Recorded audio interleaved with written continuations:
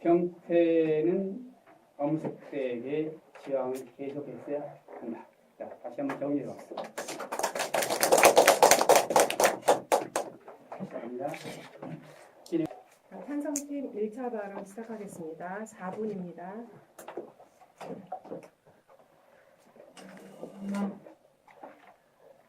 안녕하십니까. 찬성 측 1토론자 김규태입니다. 저희는 다음 논제에 지지합니다. 이번 병태는 엄석대에게 계속 정할 것에 대해서 저희는 지지합니다. 일단 용어 정리부터 하겠습니다. 저희 팀 용어 정리는 병태의 저항이라는 걸로 정했는데, 병태의 저항이란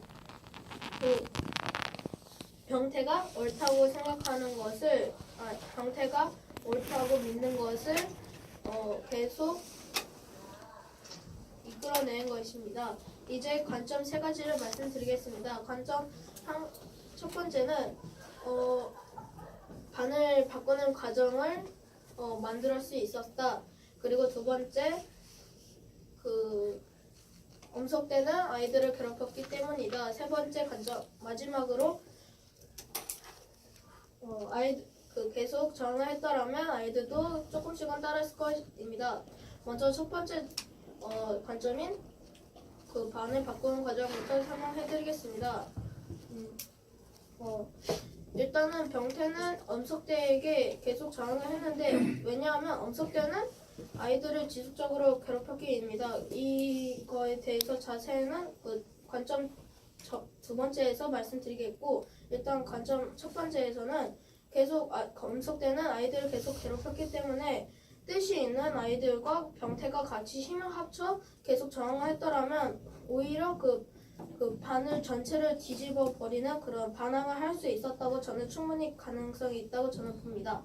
두 번째 관점인 엄석대는 아이들을 괴롭혔다에 대해서 말씀드리겠습니다. 엄석대는 여러 가지 방법으로 아이들을 괴롭혔는데, 실제 책의 페이지 40쪽에 있는 내용으로는 엄석대가 어떤 아이의 라이터를 가져가고 한동안 안 주었다라는 내용이 되고, 또한 다른 아이들한테도 계속 연필깎이나 그런 물건 등을 계속 빼앗고 그 다음에 나중에 계속 안 주었다. 그리고 또 아이들을 괴롭히는 거에 대해서는 되게 엄청 계획적으로 많이 괴롭혔고, 거기서 가장 많이 당한 사람은 병태였습니다. 병태는 왕따나 시시콜콜 애들이 자신의 조금이라도 잘못된 점을 꼭 집어서 나오는 반성문 같은 그런 거 있었는데, 책 내용에서는 그런 것을 다른 아이들은 계속 많았지만 다른 아이들은 많이 하지 않았는데, 그 중에서 엄석대가 제일 싫어하는 한병태, 그 애한테만 계속 그랬으니 이것도 왕따나 그런 집단 따돌림 그런 거와 비슷한 그런 괴롭힌 것입니다. 이제 마지막으로 아이들도 조금씩은 따랐을 것입니다. 일단은 관점 2에서 말했듯이 이미 엄석대는 아이들을 많이 괴롭히고 있었기 때문에 아이들도 엄석대에게 벗어나고 싶었을 것입니다. 또한 엄석대에게 분노도 있었을 것입니다. 그래서 저는 생각합니다. 아이들의 분노를 끄집어내가지고 같이 힘을 합쳐서 엄석대를 몰아내면 충분히 할 수 있었을 거라고 저는 봅니다. 또한 새로운 선생님이 오셨을 때 4일 후에 바로 엄석대는 바로 잘못을 구했고, 이미 4일 후 새로운 선생님이 오고 나서 4일 후에 이미 반을 뒤집어 엎었습니다.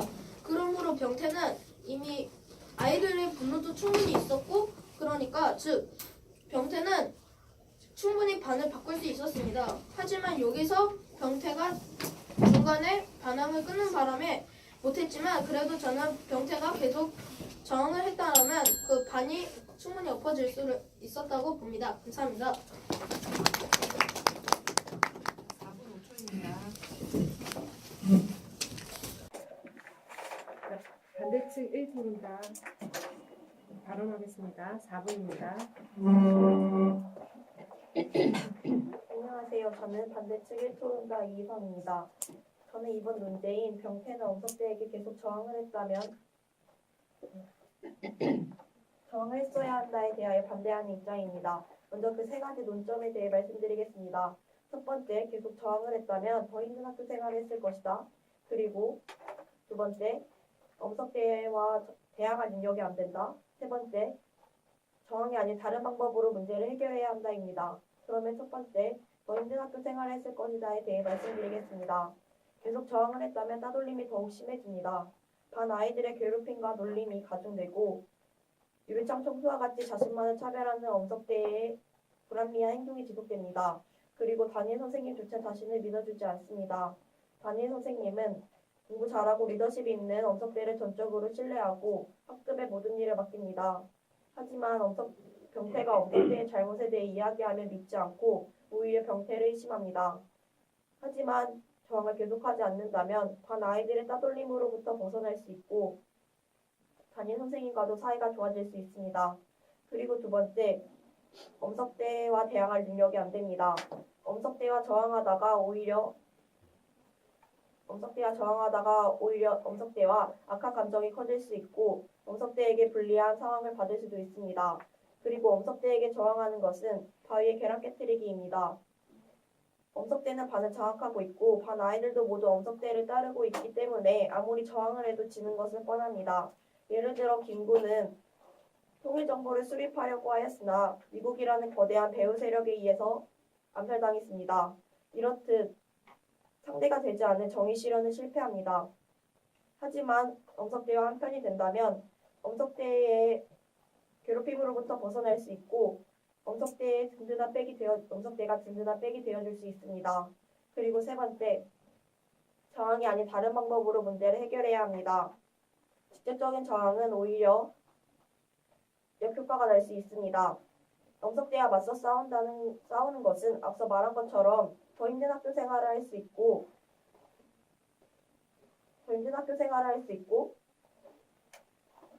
괴롭힘과 따돌림을 받을 수 있습니다.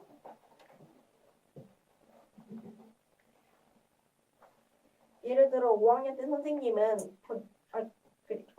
따라서 진실과 거짓을 구별할 수 있는 현명한 선생님께 말씀드려야 합니다. 5학년 때 선생님은 거짓 속에서 아이들에게 무관심했고 석대만을 신뢰하고 편애했습니다. 그래서 병태가 엄석대의 잘못에 대해 이야기하며 믿지 않았고 오히려 병태를 의심했습니다.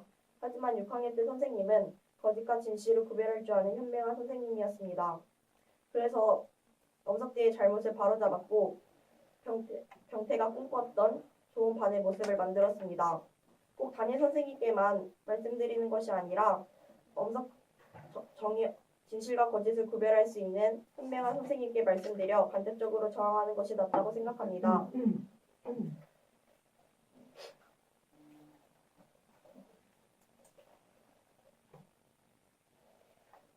그러면 저항으로 인한 따돌림과 괴롭힘으로부터 벗어날 수 있고 엄석대의 문제를 잘 해결할 수 있습니다. 따라서 저희 반대측은 세 가지 논점인 더 힘든 학교 생활을 할 수 있다. 엄석대와 대항할 능력이 안 된다. 그리고 저항이 아닌 다른 방법으로 문제를 해결해야 한다는 것을 통하여 반대하는 입장입니다. 3분 50초입니다. 자, 문답 시간 갖겠습니다. 나와서 문답해가지고 앉은 자리에서 일어나서 문답할게요.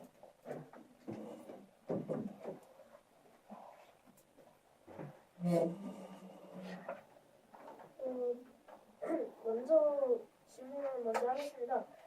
세 번째 관점인 저항으로 하는 건 안 되고 그 다른 방법을 찾아서 하자고 하셨는데 그러면 그 한명한 선생님이 올 때까지 기다려야 되는 겁니까? 그 한명한 선생님이 올 때까지 아니 현명한 선생님이 올 때까지 기다리는 것이 아니라 학교 주변이라든지 아니면 바깥에 경찰서라든지 이런 곳에 찾아가갖고 현명하게 말하는 게 낫죠. 근데 책 내용에서는 그 엄석대가 아이들을 따르고 있을 때 아이들도 엄석대 편에 섰으니까 그 경찰이 와도 아이들한테 물어보면 아이들도 엄석대 편에 서서 오히려 더 악독함을 알 수 있지 않을까요? 때 선생님을 볼 수 있듯이 6학년 때 선생님이 엄석대의 잘못을 지적하고 반 아이들에게 엄석대의 잘못에 대해 이야기하라고 하셨을 때 반 아이들도 엄석대의 잘못에 다 이야기하잖아요. 만약 그때 그 한 명의 선생님이 아니었다면 아이들은 어땠어요? 그대로 지도되고 그러네라는 친구는 지금 압박적으로 그러니까 무력으로 아이들을 통치하고 있습니다. 그럼 여기에서도 많은 문제가 일어나지 않을까요? 어떤 문제가 일어날까요? 그러니까 그 힘으로 계속 압박하는 것보다는 평화적으로 하는 게 나으니까 네. 그러니까 그 다음에 질문. 계속 저항을 했다면은 반 아이들이 따를 것이라고 했었고 뜻이 있는 아이들과 병태가 함께 저항을 했다면 충분히 가능하다고 하셨는데 하지만 책에서 나온 것처럼 병태가 아이들을 끌어들이려고 많은 것을 시도했지만 실패하지 않았습니까? 근데 그 두려움과 그리고 그 분노라는 게 있는데 일단 이것부터 설명해야 되는데 그 두려움보다는 분노보다는 두려움이 더 커요. 근데 그 두려움을 분노로 바꾼다면 오히려 그 분노는 엄청 많이 쌓일 거고 한 명이 만약 그랬다면 다른 사람들도 많이 그럴 겁니다. 심리학자 애쉬에 따르면 사람들은 다른 사람을 따르려는 성향이 있습니다. 결국에는 어떤 그 병태는 이미 분노를 계속 표출하고 있는데 어떤 사람이 다시 분노를 표출하면 엄청난 반응이 일어날 것입니다. 저는 그렇다고 봅니다. 근데 책에서 나왔다시피 그렇게 하려고 했으나 실패하지 않았어요.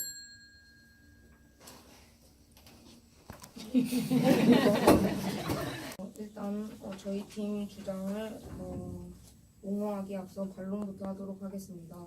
아까 반대측 1토론자께서 병태가 학교 그러니까 이제 저항을 계속하면 할수록 왕따나 따돌림 등이 더욱더 심해진다고 하였습니다. 하지만 제가 조사한 애쉬의 그 동조 실험에 따르면 그러니까 사람들은 한 명이 시작을 하면 그 다수를 따라하려는 그런 심리가 있습니다. 따라서 일단 병태가 강하게 저항을 한다면 이미 엄석대에게 많이 당한 아이들도 병태를 보고 용기를 얻어 나도 병태처럼 저항을 해서 병태 편에 서서 저항을 하면 엄석대도 이길 수 있겠다 하고 생각해서 결국엔 반을 바꾸는 분위기를 만들 수 있을 것이라고 생각합니다. 그리고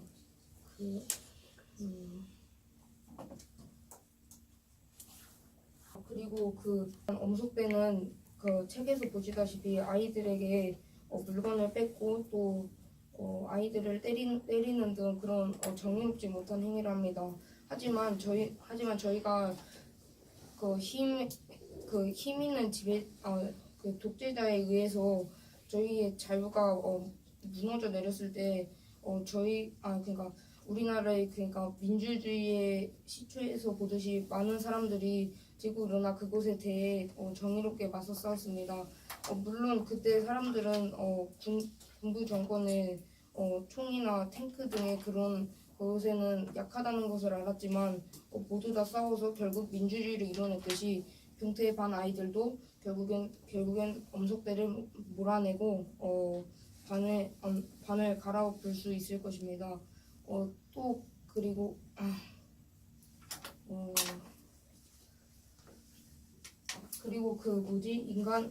인간이 주크드에서 행한 실험에 따르면 인간의 뇌는 이타심을 느낄 때 뇌의 한 부분이 활성화된다는 것을 같은 실험이 있습니다. 그러니까 그 실험에 따르면 그러니까 정의로운 것을 행하고자 하는 의지가 강하게 생긴다는 것인데, 그러니까 이제 병태가 정의로운 일을 하면 다른 아이들도 그런 이타심이 생기고 결국엔 반 아이들 모두가 이타심이 생길 것이고 그렇게 된다면 결국 반을 효과적으로 바꿀 수 있을 것입니다. 따라서 병태가 계속 저항을 한다면 다른 아이들의 이타심이 생길 뿐더러 다른 아이들의 용기를 북돋아줄 수도 있고 따라서 그렇게 해서 반을 바꾸는 계기가 될 수 있을 것입니다. 감사합니다. 3분 23초입니다. 반대측 토론자 2차 발언하겠습니다. 4분입니다. 수업이 시간 안 쓰니? 아, 진짜요? 조금 쓸게요. 네. 집 유튜브자 김현서입니다. 저는 저희 측 주장에 대해 옹호를 하기 전에 반론 먼저 하도록 하겠습니다. 아까 찬성 측 이토론자께서 사람은 단체를 따르려는 그런 성향이 있다고 하셨는데 그러면 아까 말했던 것처럼 병태를 따르는 것이 아니라 지금 병태를 따르는 것이 아니라 석대를 따르고 있는 것이 그래서 따르고 있는 것입니다. 그리고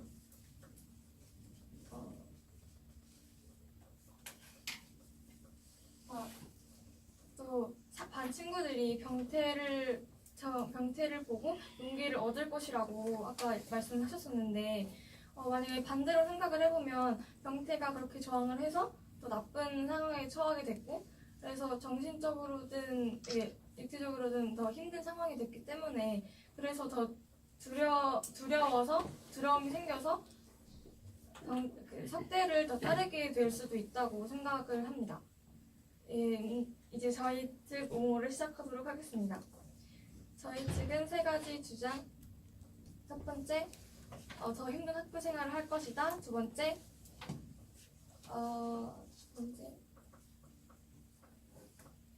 석대에 대항할 능력이 되지 않는다. 세 번째, 저항이 아닌 다른 방법으로 문제를 해결할 수 있다. 이때 옹호를 시작해 보도록 하겠습니다.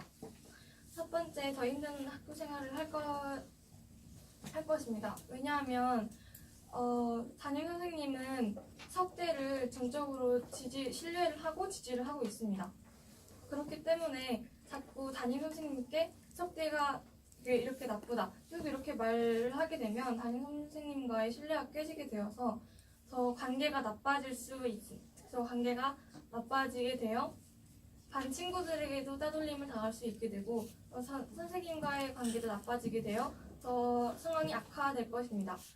결국 그렇게 되면 학교 생활이 더욱 힘들어지게 되어서 평소 성격이나 학교 생활에 악영향을 끼치게 될 것입니다.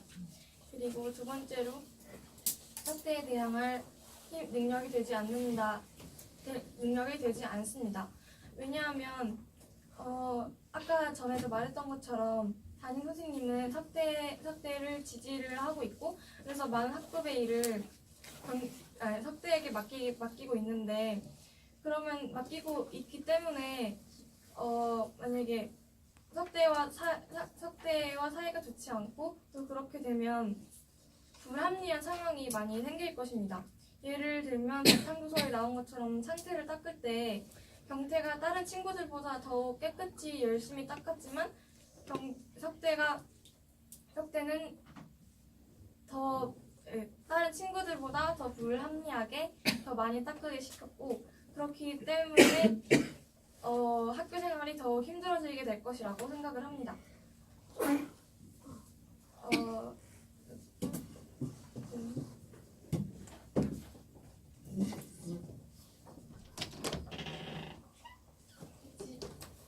저항이 아닌 다른 방법으로 문제를 해결할 수 있습니다.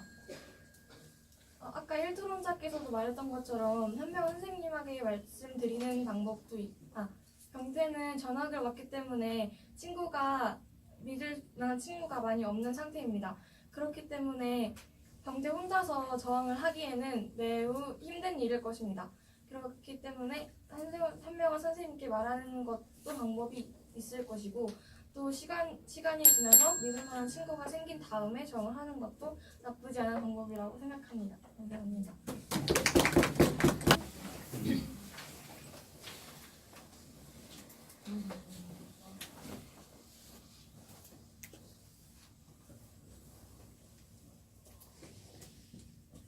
그런데 일단 아까 인간이 이타식 이론과 동조 이론을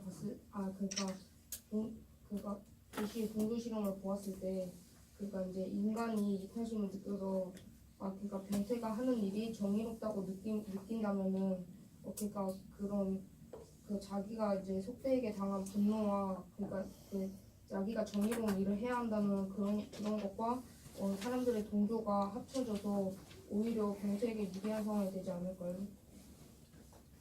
그럴 수 있겠지만 지금 방 분위기가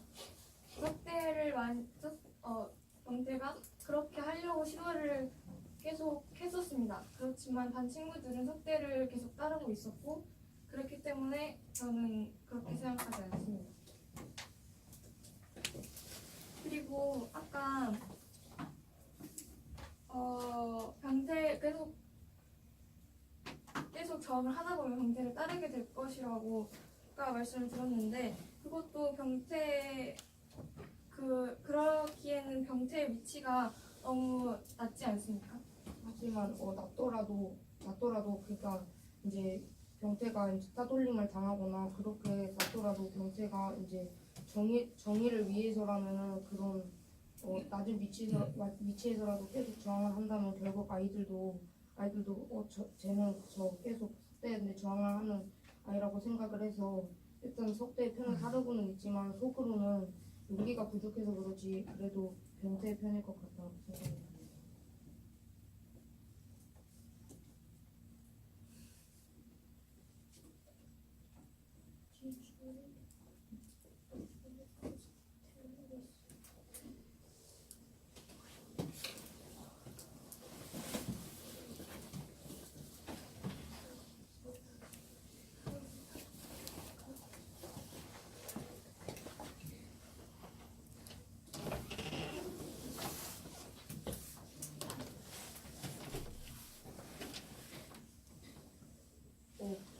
지금 병태가 나쁜 상황에서 속대를 그 아이들이 모두 속대를 두려워한다 하였는데 그러니까 그 두려움보다는 속대를 당한 분노가 더 커서 그 분노가 합쳐진 그러니까 그런 분노한 아이들이 모두가 합쳐진다면 더욱더 강한 힘을 내지 그러니까 강한 힘을 내서 반을 뒤집을 수 있지 않나요?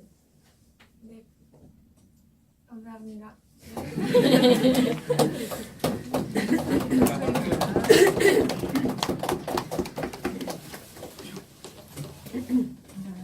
요약 비교 시간입니다. 시간은 각각 2분인데 협의 시간 쓰나요? 저희 지금 2분 남았죠? 저희 30초만 지금. 네. 30초 되면 일단 저희는 요약 비교인데 일단 저희 참석수 그 관점 세 가지는 반을 바꾸는 과정, 그 두 번째 아이들은 엄석대는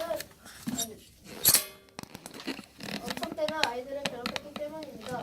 세 번째는 아이들도 적극적에 따랐을 것입니다. 이제 반대측 관점을 설명해 보겠습니다. 첫 번째 관점은 더 힘든 학교 생활을 계속할 것이다. 두 번째, 엄석대를 이길 수 없다. 병태의 능력으로 석대를 이길 수 없다. 세 번째, 저항하지 말고 다른 방법을 생각하자입니다. 일단 저희 어디서 어디가 부딪히는지 먼저 말씀드리겠습니다. 일단 저희 팀 관점 1. 네? 그 원고 엎어나. 딴 때는 안 하던 현상이 일어났어요. 청중이 많고 그러니까 긴장이 돼가지고 그 생각이 안 나가지고 자꾸 보게 되는데 이제 그 생각 안 나면 한참 동안 1분 동안 멍하니 있어도 괜찮아.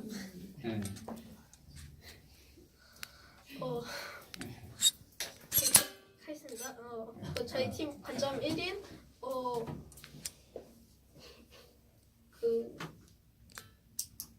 하고 그 반대측 관점 1인 더 힘든 학교 생활이 계속될 것입니다. 그 두 가지 관점에서 계속 그 대립 현상이 일어나고 있는데 일단 저희 팀 반을 바꾸는 과정에서는 아이들은 그 아이들의 분노를 이용하면 그 반을 바꿀 수 있다와 그리고 그 상대방 팀 그 관점 1인 그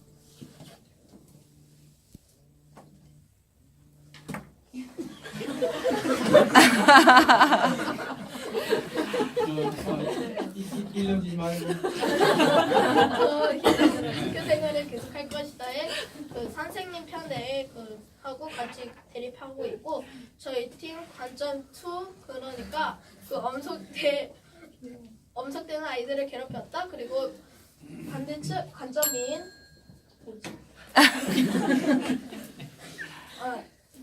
그 병태가 그 엄석대한테 그 대항할 능력이 안 된다 해서 그 저희 팀은 그 아이들의 분노를 이용하면 된다. 그리고 이쪽 팀은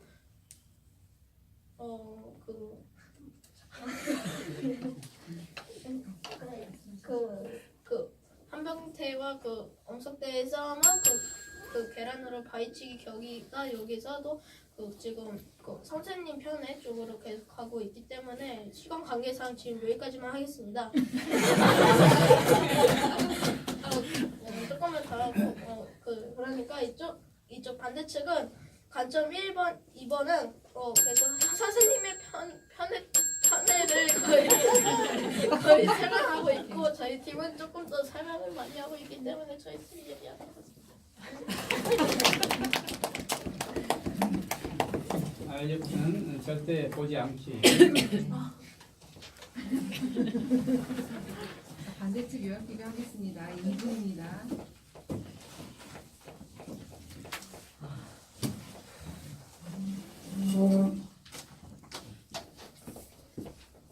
안녕하세요. 반대팀 팀토론자 이예빈입니다. 저희 팀의 세 가지 주장과 찬성 측의 세 가지 주장을 먼저 말씀드리도록 하겠습니다. 저희 팀의 첫 번째 주장은 병태가 학교 생활을 계속하기 힘들었을 것이다. 두 번째는 병태는 엄석대에게 대항할 능력이 되지 않는다. 세 번째는 저항이 아닌 다른 지금 계속하는 저항이 아닌 다른 방법으로 해야 한다입니다. 그리고 반대팀의 세 가지 주장은 첫 번째로는 반을 바꾸는 과정이므로 뜻이 있는 아이들과 함께 한다면 가능하다. 두 번째는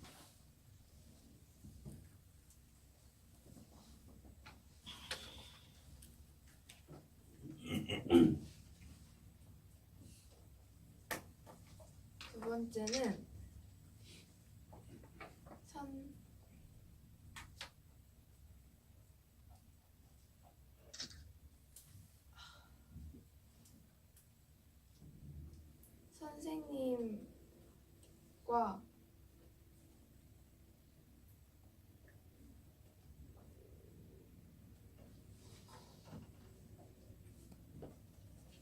생각 안 나면 그냥 넘어가. 생략하고. 네.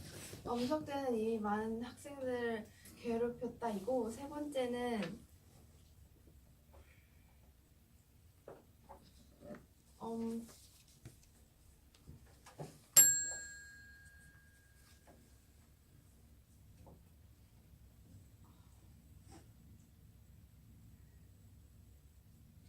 저희 팀 주장인 저항을 하면 계속 힘들었을 것이다와 상대팀 주장인 계속 저항을 했어야 한다가 대립하는 과정에서 병태가 지금 우세합니다.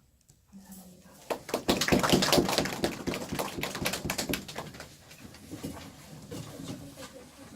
2분 3초입니다.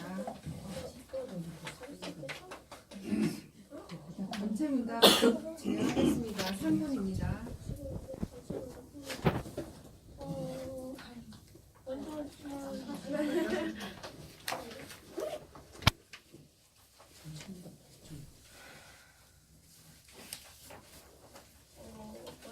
질문해도 되겠습니까?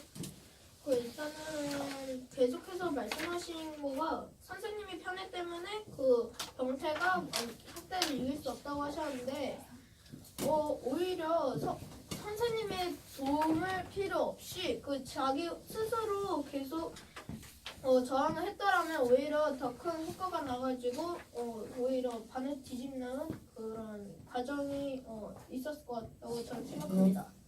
어떻게 혼자서 반을 바꿀 수 있는 그러니까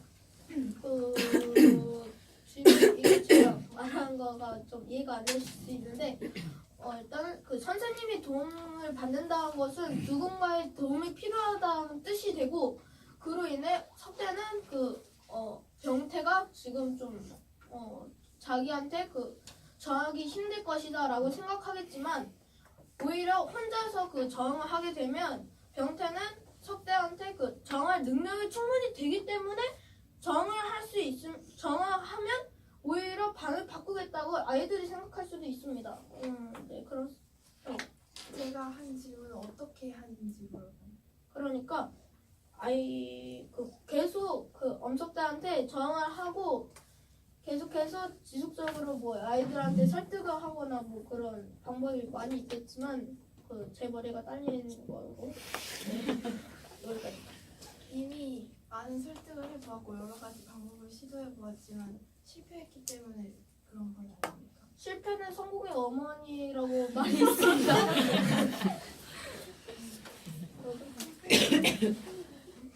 계속 실패를 했는데 같은 방법을 시도하는 것은 오히려 헛된 짓 아닙니까? 저는 같은 방법으로 하지 말고 다른 방법을 생각해보자고 그쪽 관점 3번에 있지 않았습니까? 다른 방법 어떤? 제 머리가 딸린 거군요. 다른 방법으로 저항하는 저희집 주장 아닙니까? 저항하자는 겁니다. 저는 다른 방법으로 저항하는 거고 반대측 3번인 다른 방법으로 저항하자는 것은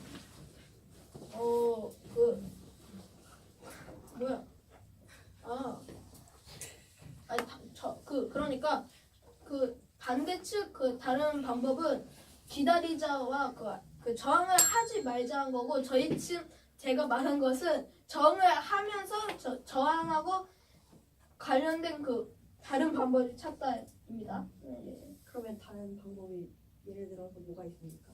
지금 머리가 안 잘린다니까. 저희 팀이 말한 저항이 아닌 다른 방법으로 문제를 해결해야 한다는 뜻은 지금 하고 있는 저항이 아닌 빠른 더욱더 논리적이거나 효율적인 방법으로 한다는 것입니다. 이 방법을 방금 전 찬성팀이 말한 건 아닙니까? 저희는 그런 거에 발표 넘어서면 안 되는데 저희는 일단 저항을 계속하면서 다른 방법을 생각하자입니다. 효율적으로 저항하는 것이고 근데 뭐 선생님의 도움이나 그런 저항을 계속하는 겁니다. 저희는 저항을 계속하는 거예요. 저희는 저항을 계속하면서 네 그만하겠습니다.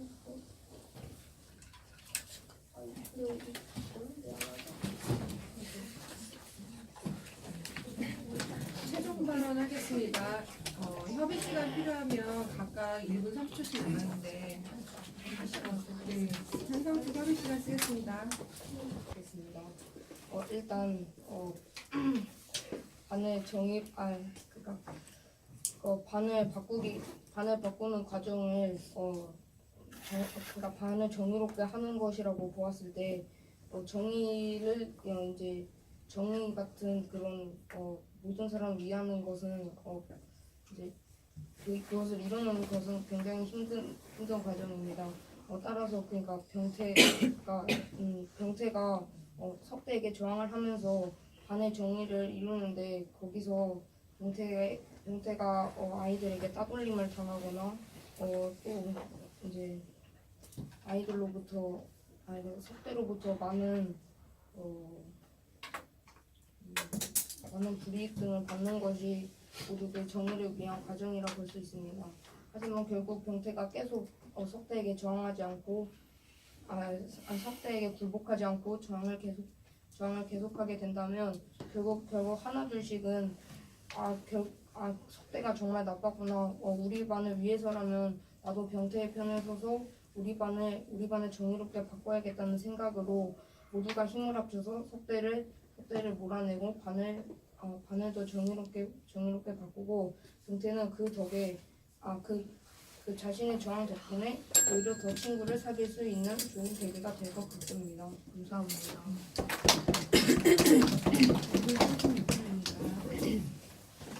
네, 최종 발언 하겠습니다. 협의 시간 필요한가요? 조금 이번 논쟁이 계속 병태는 계속 저항을 해야 한다에 반대합니다. 왜냐하면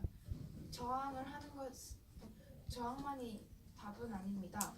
꼭 계속 저항을 한다면 오히려 역효과가 날 수 있기 때문에 다른 방법으로 저항을 해야 한다고 생각합니다. 오히려 계속 저항을 하다 보면 반의 따돌림이나 괴롭힘이 더욱 심해질 수 있습니다. 그렇기 때문에 현명한 선생님을 찾아가 말씀을 드려서 해결을 하거나 반 아이들을 먼저 자기 편으로 만드는 것이 우선이라고 생각합니다. 또한 병태는 선생님에게 엄석대에게 저항할 능력이 되지 않습니다. 이미 반 친구들은 엄석대의 편입니다. 지금 병태의 힘이 매우 약하기 때문에 병태가 엄석대를 이기는 것은 불가능한 일입니다. 예를 들어서 아까 말했던 김구처럼 지금 김구가 김구가 자신의 힘이 너무 약해서 실현을 하지 못했던 것처럼 병태도 지금은 실현을 하기가 어려울 것입니다. 그러므로 여러 가지 다른 방법을 찾아서 저항을 하는 것이 더욱 효율적인 방법이라고 생각합니다. 따라서 저희 팀은 이번 논제에 대하여 반대합니다. 감사합니다. 47초입니다.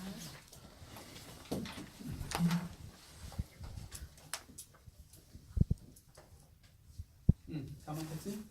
뭐래 했고 숙제는 한 1년?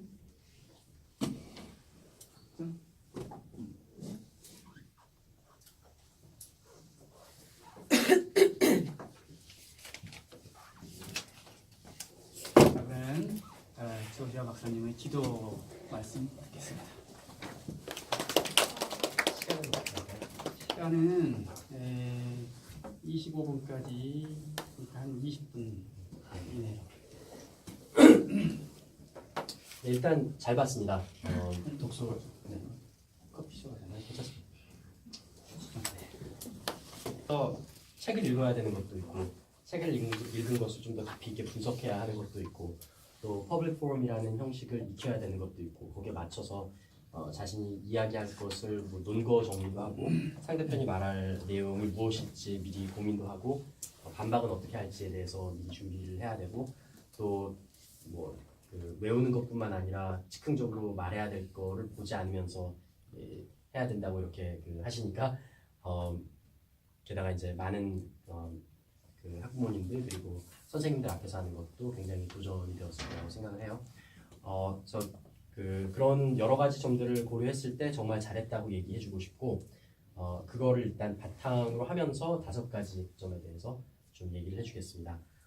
일단은 좀 발전할 부분에 대해서 많이 얘기를 하게 될 것이기 때문에 이렇게 얘기를 한다고 해서 정말 다 못했구나라는 얘기가 아니라 잘했고 잘 준비했고 하지만 이러한 부분에 있어서 발전할 수 있다라는 식으로 받아들였으면 좋겠어요.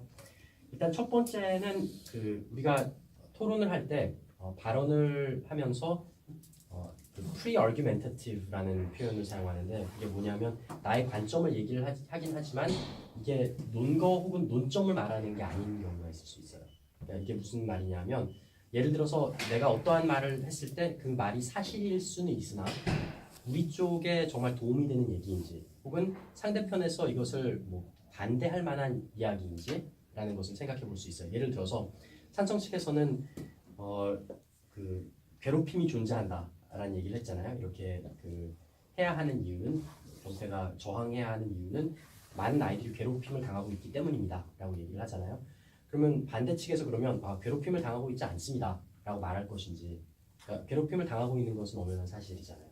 그러면 괴롭힘을 당합니다 라고 말하는 것에서 멈추는 것이 아니라 그것이 왜 저항해야 하는 이유가 되어야 하는지까지 연결을 시켜야지 돼요. 근데 그거를 하지 않고 그냥 괴롭힘을 당하고 있기 때문에 저항해야 한다라고 얘기를 하면은 괴롭힘을 당하고 있는 것은 동의합니다. 하지만 저항해야 할 이유는 되지 않습니다. 라고 바로 대답을 할 수 있잖아요. 그렇기 때문에 이것은 그 pre-argumentative, 그러니까 논거까지는 가지 않은 나의 관점만을 말하는 것이다 라고 할 수 있어요. 그럼 이것을 어떻게 논거까지 발전시킬 수 있느냐? 어떻게 할 수 있을까요? 괴롭힘을 받고 있기 때문에 왜 저항을 해야 되는 거예요?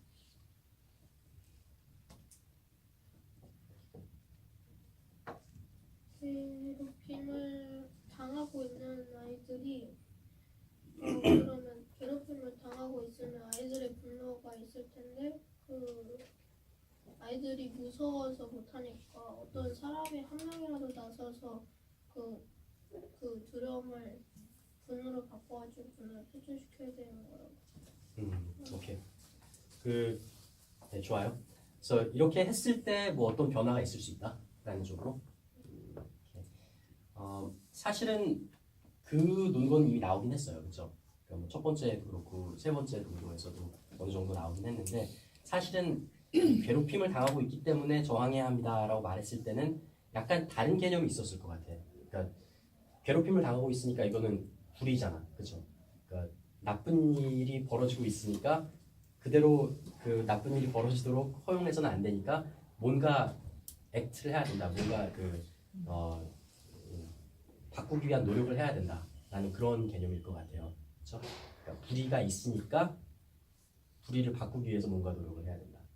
이거는 사실은 결과론적인 것과는 좀 다른 거예요. 그러니까 이념적으로 혹은 윤리적으로 나쁜 일이 일어나고 있으니까 그것을 바꾸기 위한 노력을 해야 된다라는 그런 개념이기 때문에 어쨌든 그 부분에 대해서는 다시 어떤 종류의 논거들이 있을지에 대해서 언급하면서 얘기를 해주겠지만 pre-argumentative라고 말하는 그러니까 논거 전까지만 가는 얘기가 아니라 왜 이것이 우리 쪽을 지지할 수 있을 논거가 되어야 하는지까지 충분한 설명이 필요하다라는 것. 반대쪽도 마찬가지예요. 그러니까 더욱더 힘든 생활을 하게 될 것입니다 라고 말을 하는데 사실 찬성 측에서는 적어도 단기적으로 보았을 때 더욱더 힘든 생활을 하게 되는 것에 대해서는 반박하지는 않을 거잖아요, 그렇죠? 스토리 자체에서도 그렇게 나왔고 그러면 이 힘든 생활을 하게 될 것이기 때문에 왜 그럼 저항을 하지 말아야 되는지에 대한 것까지 연결이 되어야 해요. 그러니까 한번 설명을 해줄 수 있어요? 더 힘든 생활을 하기에 될 것이기 때문에 왜 저항을 하지 말아야 해요? 예를 들어서 찬성 측에서는 힘든 생활을 하게 될 것입니다. 동의합니다. 하지만 그래도 저항해야 합니다. 왜냐하면 그것이 옳은 일이기 때문입니다. 그러니까 힘든 일이라 할지라도 우리가 꼭 해야 하는 일들이 있지 않습니까? 라고 말하면서 예시를 들 수 있잖아요. 근데 왜 힘든 생활이기 때문에 저항을 하지 말아야 된다 라고 할 수 있어요?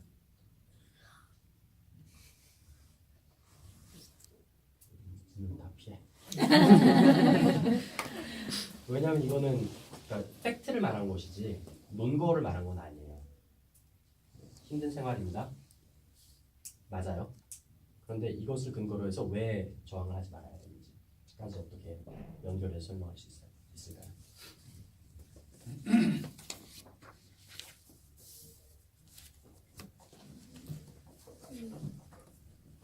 병태가 지금 저항을 해서 반을 바꿀 수 있다는 게 지금까지 노력해온 결과로는 부족한데 더 힘든 학교 생활을 하면서까지 저항을 해야 되는지. 오케이. 그러면 뭐 지금 두 가지를 얘기한 것 같은데 하나는 해도 뭐 바뀔 것은 없다, 개선될 여지가 없다라는 것. 그리고 두 번째는 뭐 약간 득실을 비교하는 것 같은데 득은 없는데 실은 굉장히 많다라는 그런 얘기가 되는 거죠. 곧 반 생활이 좋아질 것은 없고 다른 아이들에게도 좋아질 것은 없는데 실은 병태의 생활이 굉장히 힘들어진다. 그렇게 될 수도 있겠고요.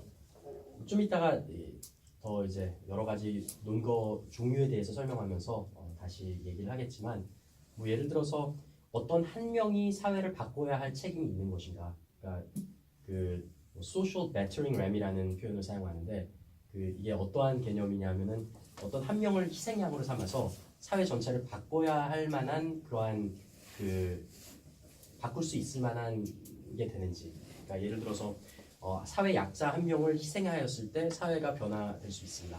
라고 했는데 그 한 명이 동의하지 않았을 때 그 한 명을 희생하면서까지 사회를 바꾸는데 그 정당화할 수 있는지라는 질문을 해볼 수 있어요. 이 병태라는 사람을 희생했을 때 이 사회가 이 반이 바뀔 수 있는지를 보장하지도 못하는데 희생할 필요가 있는지라는 그러한 질문을 하고 있는 것 같아요.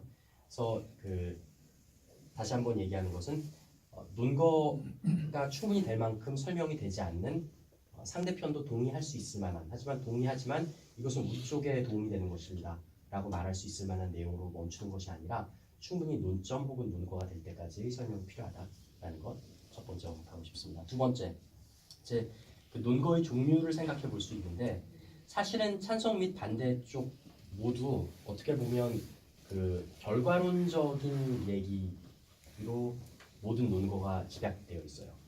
그러니까 무엇이냐면 찬성 측은 이렇게 하면 결과적으로는 어떻게든 반이 바뀔 것이다 라고 말하는 것이고 반대 측은 이렇게 해봤자 반이 바뀌지 않을 것이다 라는 얘기잖아요. 그렇죠?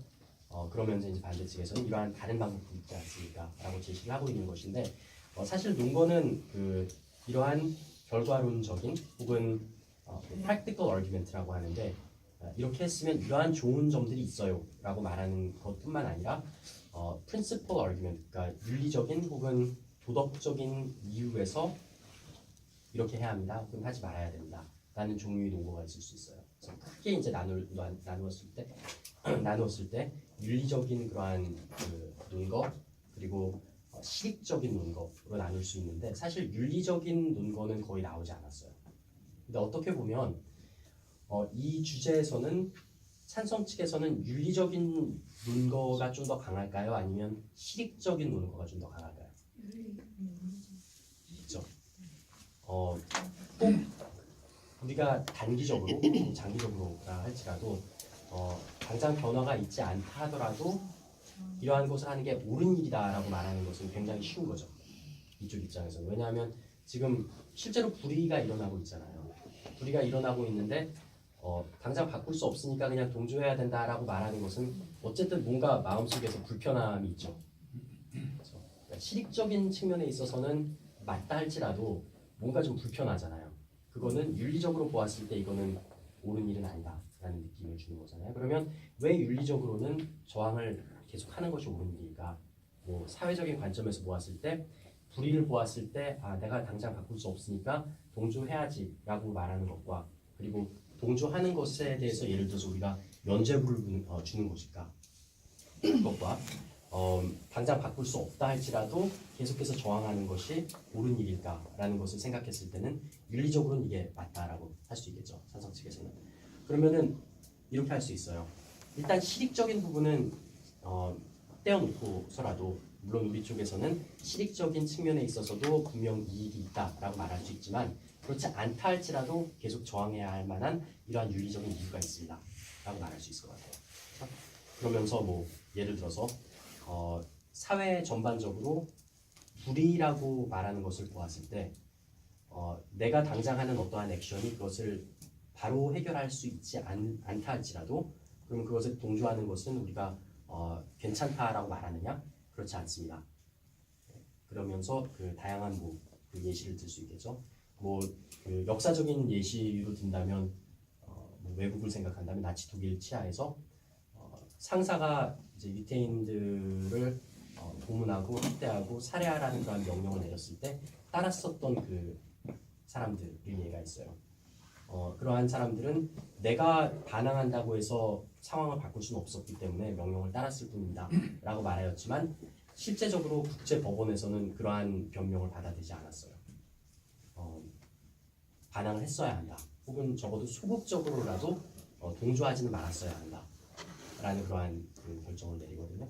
이러한 것을 보았을 때 당장 내가 어떠한 그 행동을 통해서 변화를 시킬 수는 없다 할지라도 분명히 의와 불의는 있는 것이고 우리가 그 사회적인 어떤 입장에서 윤리적으로 보았을 때 저항을 하는 것을 독려하는 것이 맞지 저항을 하지 말았어야 된다라고 반대쪽에서 하는 것까지 가는 것은 옳지 않다.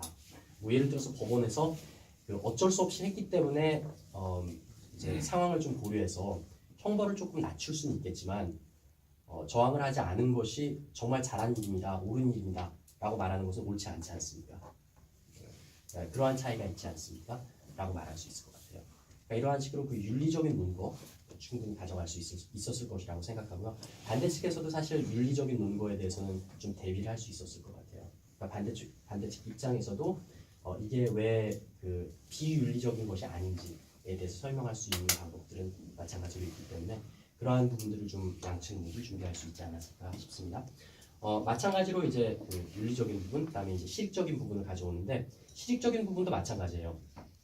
찬성 측에서는 뭐 단기적인 그리고 장기적인 실익을 나눠서 생각해 볼 수도 있겠죠. 반대측도 마찬가지고 그렇게 보았을 때 찬성 측에서는 단기적으로는 당연히 반대측에서 말한 것처럼 학교 생활이 조금 더 어려워질 수 있겠지만 이렇게 했을 때 장기적으로는 어떠한 더 좋은 면이 있었을까라고 생각할 수 있었겠죠.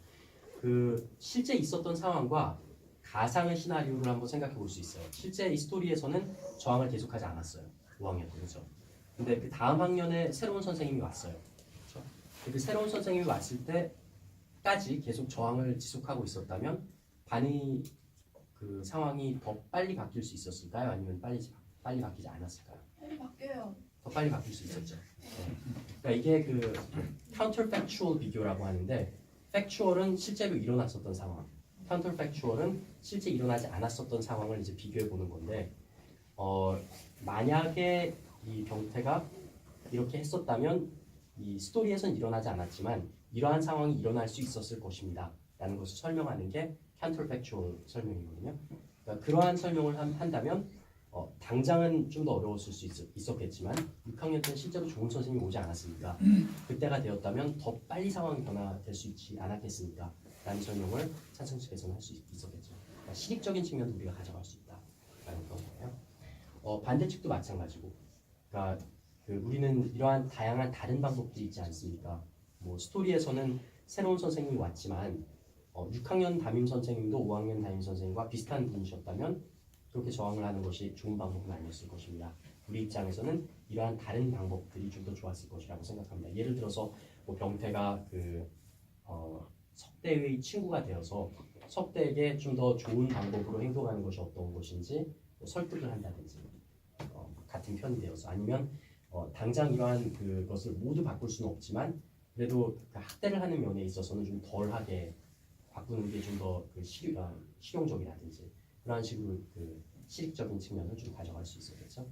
그래서 그 논거의 다양한 종류들이 있다라는 것, 뭐 윤리적인 측면을 강조하는 논거, 실익적인 측면을 강조하는 논거, 또 뭐 실익적인 측면에 있어서도 다양한 이해관계자들을 분석하는, 예를 들어서 이것은 병태 입장에서만 생각해야 되는가, 아니면 학교 전체 입장에서 혹은 사회 전반적으로 입장에서 생각해야 되는가, 이해관계자들이 다양한 분석 가능하다는 것. 두 번째 얘기합니다. 세 번째, 첫 번째 얘기했던 것과 약간 비슷한 것이긴 한데 어떤 논거를 처음 얘기했으면 그 끝까지 쭉 설명할 필요가 있을 것 같아요. 예를 들자면 찬성 측에서는 사실은 이 critical mass라는 것에 대해서 설명하고 있는 것 같거든요. 그러니까 저항을 계속 했을 때 공주하는 사람들이 점점 늘어나게 되어서 어느 정도 그 양을 갖추게 되면 실제적으로 변화가 일어나게 됩니다. 라는 그러한 개념이에요. critical mass라는 개념인데 사실 언급만 하고 충분히 설명을 하지 않았어요. 예시를 이제 약간씩 들긴 했는데 예를 들어서 뭐 그 스토리 내에서 나오는 혹은 스토리 그 외부적으로 찾을 수 있는 다양한 예시들을 들면 도움이 될 수 있을 거라고 생각해요.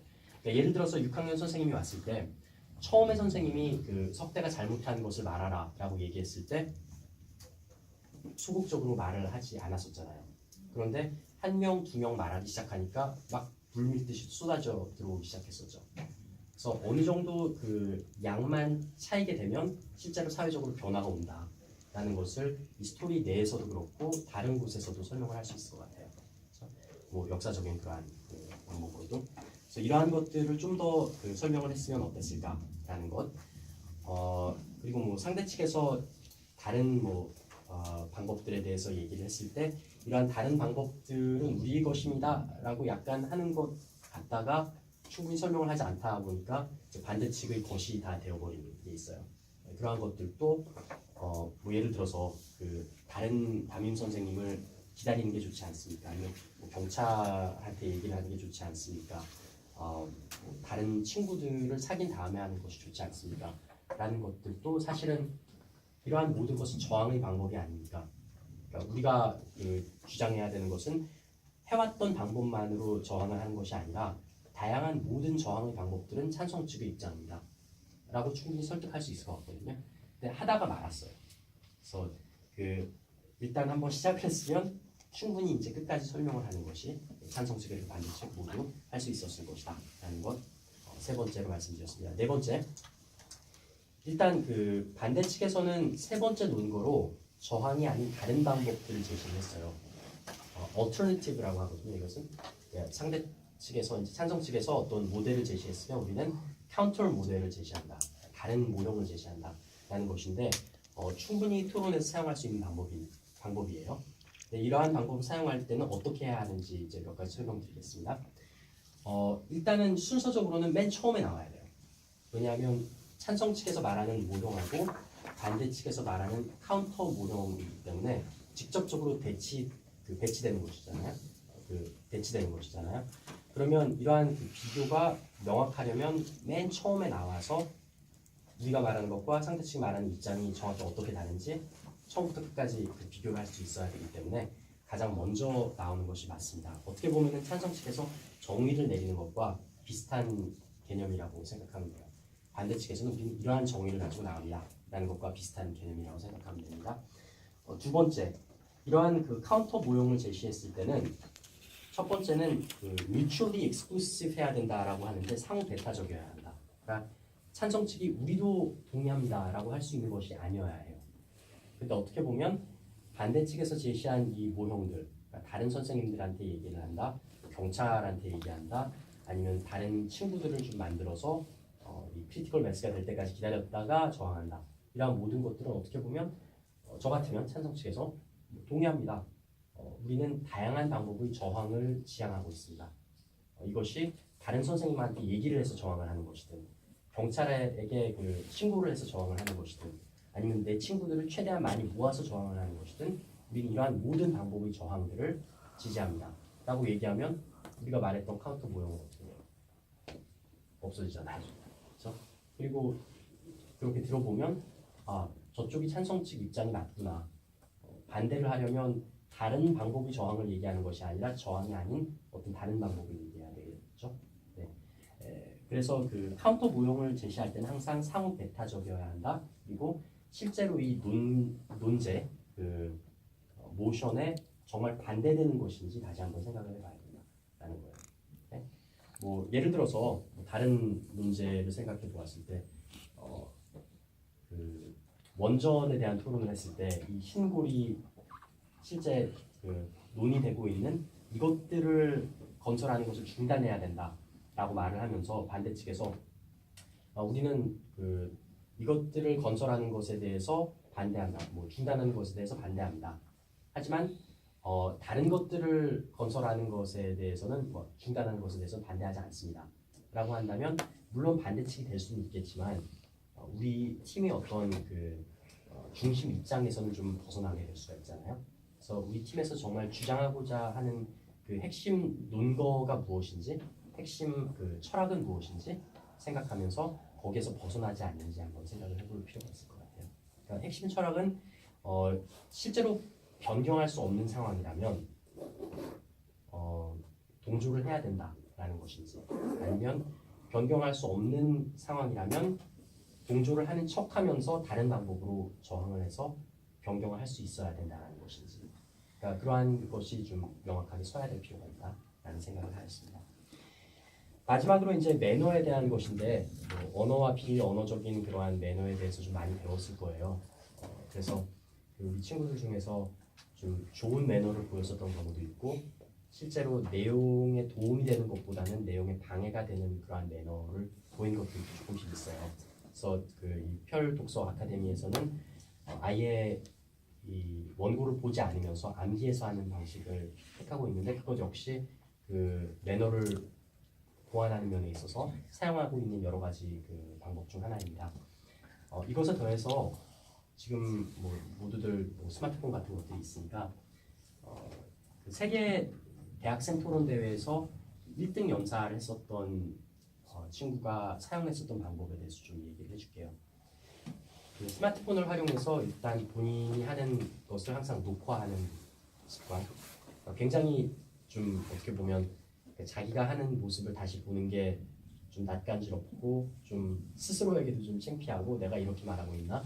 라는 것을 보는 것 자체가 굉장히 좀 어려워요. 보는 것 자체가. 근데 그것에 익숙해지면 이러한 많은 청중이 있거나 아니면 녹화를 하고 있거나 이러한 것에 있어서 일단 두려워지지 않는다는 점, 첫 번째 이점이고요. 두 번째 이점은 내가 말할 때 어떠한 습관이 있는지 좀 파악하기가 어려워요. 근데 볼 때마다 내가 이렇게 말할 때 좀 효과적이지 않겠구나 아니면 좀 설득력이 있지 않겠구나라는 것을 파악했을 때 그것을 고치는 데 가장 좀 좋은 툴이 된다는 점 얘기해주고 싶습니다. 그래서 처음에는 뭐 그냥 녹화가 어려우면 녹음만 해서라도 나의 말하는 습관이 무엇인지 좀 파악하는 것, 녹화를 통해서 나의 뭐 시선 처리나 아니면 그 말하는 습관들이 어떠한 것이 있는지, 좋은 것은 무엇이고 나쁜 것은 어떤 것인지 파악할 수 있는 데 이제 도움이 된다는 것 얘기해주고 싶고요. 세 번째는 이 녹화를 하지 않는다 하더라도 매일 아침 그 스피치를 하는 연습을 했다고 합니다. 마이클 던곡진이라는 이 영국 친구인데 원래부터 굉장히 유창히 말했었던 친구는 아니거든요. 근데 매일 아침 일어날 때마다 하나의 그냥 랜덤 토픽을 정해놓고 그것에 대해서 이 친구는 이제 7분짜리 스피치를 했는데 그렇게까지 할 필요는 없겠지만 한 1, 2분짜리 스피치라도 항상 그 매일매일 하는 그런 습관을 들였다고 해요. 그렇게 하다 보니까 어떠한 주제를 던져주어도 그 내용은 이제 따로 떼어놓고서라도 매너적인 면에 있어서는 훨씬 좋게 다듬어졌다라고 하더라고요. 그래서 당황하지 않고 어떠한 질문이 주어져도 그래서 그러한 습관들을 들였을 때 매너 면에 있어서 그 5명 모두 좀 많이 발전할 수 있지 않을까 생각을 해보았습니다. 네.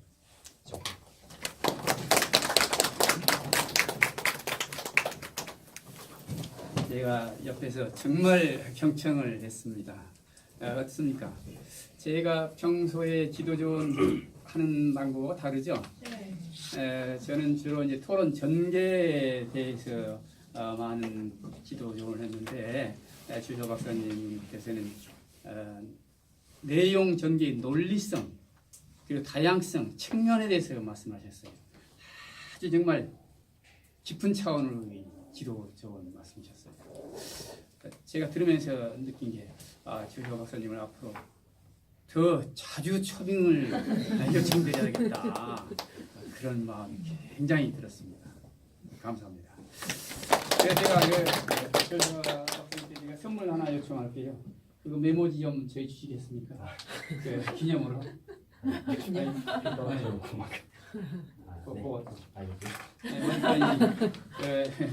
영문으로 이렇게 정리를 해가지고 이거 우리 편에서 기념으로 촬영해가지고 홈페이지에 올려놓으면 아주 우리 학생들에게 자극이 되겠다 해가지고 제가 선물로 받았습니다. 박수 한번.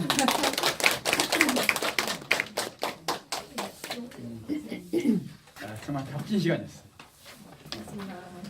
원래